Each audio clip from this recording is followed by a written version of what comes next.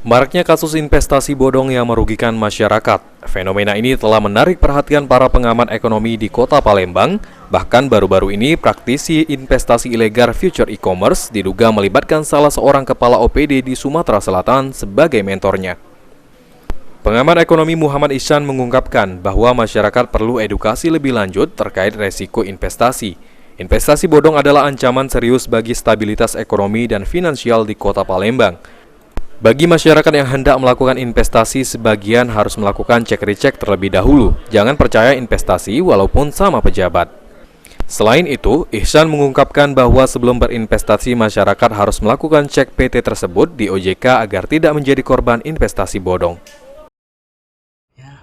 Bahwa tidak ada investasi yang memberikan keuntungan yang sangat besar dalam waktu yang singkat dengan usaha yang tidak jelas.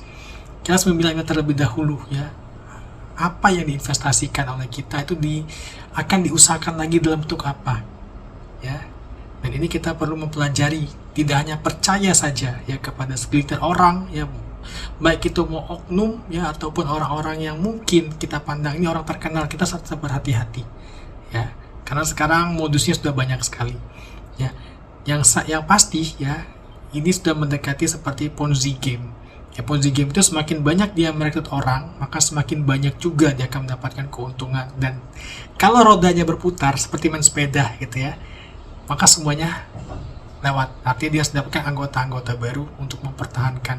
Dan yakinlah Ponzi game ini dia tidak mengusahakan uangnya ke investasi yang sebenarnya tapi dalam bentuk lain untuk mencari keuntungan pribadi. Diketahui, kasus investasi bodong di Kota Palembang ini sudah berapa kali terjadi. Irawan, PAL TV.